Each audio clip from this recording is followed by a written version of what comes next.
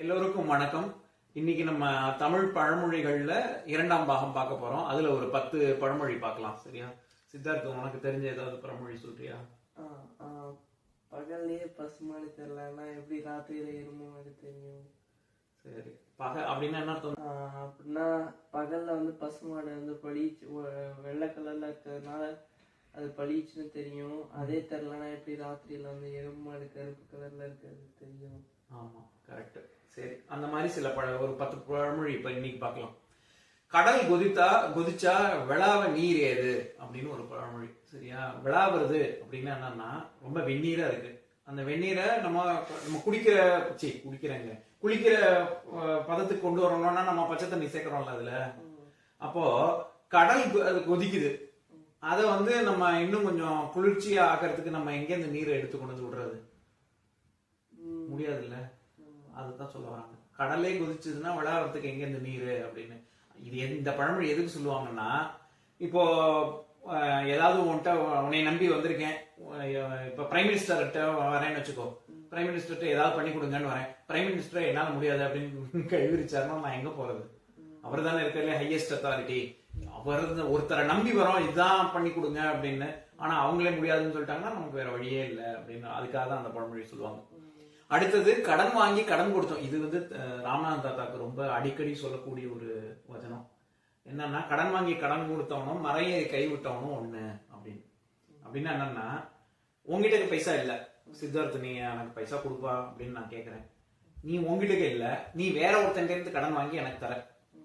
இந்த மாதிரி செய்யறவனும் மரம் ஏறி கைவிட்டவனும் ஒண்ணு அப்படின்னு சொல்றாங்க. மரம் ஏறி புடிச்சுட்டு ஏறுறோம்ல, இப்ப தென்னை மரமோ மாமரமோ புடிச்சுட்டு ஏறுறோம். அப்படியே கை விட்டோம்னா என்ன ஆகும்? சத்தம் சொல்லு. விழுந்துருவோம்ல. அந்த மாதிரி நிச்சயம், அதாவது நமக்கு முடியாம போறது நிச்சயம் இல்ல. அந்த மாதிரி இன்னொருத்தவங்கள்ட்ட இருந்து பைசா வாங்கி கொடுத்து இன்னொருத்தவங்களை காப்பாற்றணும் அப்படின்றது, அதுவும் நீ ரொம்ப நன்னா இருக்க முடியாது அப்படின்னு அர்த்தம். ஏன் அப்படி சொல்றாங்க? உங்ககிட்ட இதுதான் நீ செய்யணும், இன்னொருத்தட்ட இருந்து வாங்கி செய்யக்கூடாது. ஏன் அப்படி சொல்றாங்க தெரியுமாமா? இன்னொருத்தவங்கள்ட்ட உன்னால முடிஞ்சா செய்யணும், இன்னொருத்தவங்கள்ட்ட வாங்கி செய்யக்கூடாது அப்படின்னு சொல்றாங்க. ஏன் அப்படி சொல்றாங்கன்னு தெரியுமா? பிடுங்கிறது இல்ல, கேட்டுதான் அவங்கள்ட்ட. நீ ஒருத்தர் கடன் கேட்கறாங்க, நீ இன்னொருத்தவங்க கடன் வாங்கி கொடுக்குற. அந்த மாதிரி இப்போ உன்கிட்ட யாரோ 1000 ரூபாய் கொடுங்க அப்படின்னு கேட்கறாங்க. உங்ககிட்ட 1000 ரூபாய் இல்ல, நீ வேற ஒருத்தவங்கள்ட்ட போய் எனக்கு 1000 ரூபாய் கொடுங்க, நான் அவங்க கேட்கறாங்க, நீங்க எனக்கு 1000 ரூபாய் கொடுங்க, நான் வாங்கி தரேன் அப்படின்னு சொல்லி நீ வாங்கி கொடுக்குற. ஏன் அப்படி சொல்றாங்க? அது தப்புன்னு. நல்லது இல்ல. அது ஏன் நல்லது இல்லைன்னா, உனக்கு உன்கிட்ட அவன் காசு வாங்கினானோ அவன் கொடுக்காம போயிட்டான்னா, அதுக்கப்புறம் நீ அவன் கொடுக்கலங்க, நான் கேட்டேன் அவன் கொடுக்கல, அதனால நானும் உன்கிட்ட தர முடியாதுன்னு சொல்ல முடியாதா? நான் உன்னை நம்பி தானே கொடுத்தேன்னு சொல்லுவான். அதனால உன்னால இதுல இருந்து என்ன தெரியுதுன்னா, இந்த பழமொழியில என்ன சொல்ல வராங்கன்னா, உங்களால முடிஞ்சா செய்யணும், கடன் வாங்கி செய்யக்கூடாது உதவியை. புரிஞ்சுதா? சரி, அடுத்தது கடன் வாங்கியும் பட்னி கல்யாணம் பண்ணியும் சன்னியாசி அப்படின்னு ஒரு பழமொழி.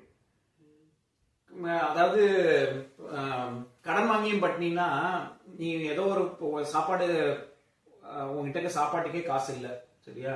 அதனால நீ கடன் வாங்கி தான் சமையலே பண்ற. கடன் வாங்கி சமையல் பண்ணியும் கடைசியில சாப்பிட முடியாம இருந்ததுன்னா எப்படி இருக்கும்? ரொம்ப கொடுமையா இருக்கும்ல. அந்த மாதிரி கல்யாணம் பண்ணியும் சன்னியாசி. கல்யாணம் பண்றதே குழந்தை பெத்துன்னு நல்லபடியா வளர்க்கறதுக்கு தானே. ஆனாலும் சன்னியாசியா பொண்டாட்டி மேல பாசமாவே இல்லாம இருந்தா எப்படி இருக்கும்? கடன் வாங்கியும் பட்னி கல்யாணம் பண்ணியும் சன்னியாசி அப்படின்னா என்னன்னா, உங்ககிட்ட வசதி இருக்கு அனுபவிக்கிறதுக்கு, ஆனா நீ அனுபவிக்காம அப்படியே உட்காந்துருக்கு. இப்ப டிவி வாங்கி வச்சிருக்கோம், டிவியை பார்க்காம வெறும் டிவி ஆனே பண்ணாம அப்படியே வெறும் சும்மா வச்சிருந்தா எப்படி இருக்கும்? தண்டமா தானே இருக்கும் அது. அந்த மாதிரி வாழ்க்கையை அனுபவிக்கலையே அப்படின்னு அர்த்தம். சரி, அடுத்தது பூசணிக்காய் போன இடம் தெரியாது, கடுகு போன இடத்த ஆராய்வாங்க அப்படின்னு அர்த்தம். அப்படின்னா என்னன்னா, பூசணிக்காய் எவ்வளவு பெருசு, சரியா? அவ்வளவு பெருசு எங்க இருக்குன்னே தெரியல நமக்கு.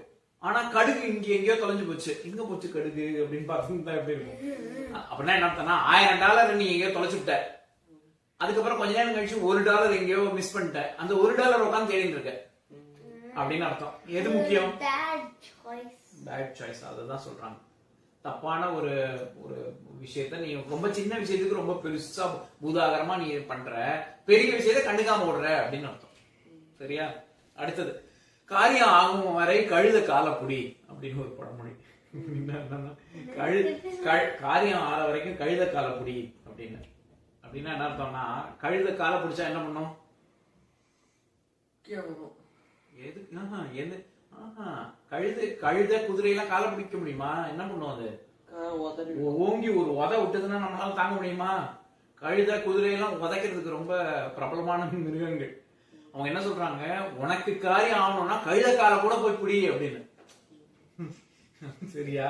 அப்படின்னா என்னன்னா, உனக்கு வேணும்னு இது பண்ணணும்னா பண்ணித்தான் ஆகணும். கழுத காலை போய் ஆனா பிடிப்பானா? உதைக்கும்ல. ஆனாலும் உனக்கு தேவைன்னா பண்ணித்தான் ஆகணும் அப்படி சொல்றாங்க. புரிஞ்சுதாமா? உனக்கு காரியம் ஆகணும்னா பண்ணித்தானே ஆகணும் அப்படின்னு. அடுத்தது கிணத்துக்கு தப்பி தீயில பாஞ்சான் அப்படின்னு. நம்ம சில சமயம் என்ன பண்ணுவாங்கன்னா, இதுக்கு தேள்கடிக்கு பயந்து கிணத்துக்குள்ள குதிச்சான்னு பழமொழி சொல்லுவாங்க. அதையே பழமொழியே கொஞ்சம் வித்தியாசமா சொல்றாங்க. கிணத்துக்கு தப்பி தீயில பாஞ்சான் அப்படின்னு. இப்போ உனக்கு நீச்சல் தெரியாது, நீ கிணத்துக்குள்ள அப்படி கிணத்துக்குள்ள விழ வேண்டியது நீ தப்பிச்சிட்ட. ஐயோ கிணத்து, இப்ப ஐயோ இந்த கிணத்துக்கு உள்ள குதிக்கணுமா அப்படின்னு சொல்லி தீக்குள்ள பாஞ்சா அப்படி இருக்கும். அதாவது இங்கிலீஷ்ல சொல்லுவாங்கல்ல, I have been stuck between rock and a hard place அப்படின்னு. அதே பழமொழி தான். ராக்கும் ஹார்டா இருக்கும், ஹார்ட் பிளேஸும் ஹார்டா தான் இருக்கும். உனக்கு ஆப்ஷனே இல்ல, ஒண்ணு இது இல்லாட்டி அது, ரெண்டு ஆப்ஷனுமே உனக்கு வந்து யூஸ்லெஸ்ஸா இருந்ததுன்னா அப்ப இந்த பழமொழி சொல்லுவாங்க. சரியா? அடுத்தது குடல் காஞ்சா குதிரையும் வைக்கோல் தின்னும் அப்படின்னு. புலி பசிச்சாலும் புல்ல திங்காது அப்படின்னா அதையே இன்னொரு விதமா சொல்லுவாங்க. அதாவது என்னன்னா, உனக்கு கொலை பசி இருக்கு, சரியா? ஆனா நீ அதை வந்து பொறுத்துண்டு உனக்கு ஏதோ உனக்கு பிடிக்காத விஷயத்த தராங்க, இல்ல நான் இதை சாப்பிடறதுக்கு நான் பட்னியா இருக்கேன் அப்படின்னு சொல்றோம்ல, அதுதான் புலி பசிச்சாலும் புல்ல திங்காது. அதையே இன்னும் மாத்தி வேற வழியே இல்லைன்னா சாப்பிடு. இப்ப பாலைவனத்துல இருக்கும், எதுவுமே சாப்பிடறதுக்கு எதுவுமே இல்லை, என்ன கிடைக்குதோ அதை சாப்பிடுவோம்ல நம்ம. அதை என்ன சொல்லுவாங்க, குடல் காய்ஞ்சா குதிரையும் வைக்கோல் திங்கும். குதிரை எங்கேயாவது வைக்கோல் திங்குமா? வைக்கோல் திங்கிறது எந்த மிருகம் திங்கும்? மாடுதான். ஆடு சாப்பிடாது, ஆடுதான் பசுமாடு சாப்பிடும். சரியா? குதிரை எல்லாம் சாப்பிடாது, குதிரை வைக்கோல் எல்லாம் சாப்பிடாது. குதிரை புல்லு சாப்பிடும், வைக்கோல்லாம் சாப்பிடாது. சரியா? ஆனா அது குடல் காஞ்சு, குதிரை வந்து ரொம்ப நொஞ்சானா இருக்கு, ஒண்ணு சாப்பிடவே இல்லை, பசியில வாடுதுன்னா அதுவும் வைக்கோல் சாப்பிடும் அப்படின்னு சொல்றாங்க. வேற வழியே இல்ல, சும்மா பழமொழிக்காக சொல்றேன், வேற வழியே இல்லைன்னா அதை பண்றது அப்படிங்கிற மாதிரி. அடுத்தது சண்டி குதிரை நொண்டி சாரதி அப்படின்னு. சண்டி குதிரை அப்படின்னா சண்டித்தனம் பண்றதுன்னு என்னது? மிஸ்சீஃப் பண்றது. குதிரை வந்து சொன்ன பேச்சு கேட்க மாட்டேங்குது. சண்டித்தனம்னா சொன்ன பேச்சு கேட்காம இருக்கிறது. குதிரை சொன்ன பேச்சை கேட்க மாட்டேங்குது. சாரதி சாரதினா குதிரை ஓட்டுறவன். அதனாலதானே கிருஷ்ணர் சாரதி, பார்த்த சாரதி, பார்த்தன்னா அர்ஜுனன், பார்த்தனின் சாரதி அப்படின்னு சொல்றவங்க கிருஷ்ணன். சாரதினா குதிரை ஓட்டுறவன். குதிரை ஓட்டுறவன் நொண்டியா இருக்கான். நொண்டியா இருக்கிறவன் குதிரை ஓட்ட முடியுமா? முதல்ல நொண்டியா இருக்கிறவனா கால் ஊனமா இருக்கிறவங்க, அவங்களால குதிரையில எப்படி ஏற முடியும்?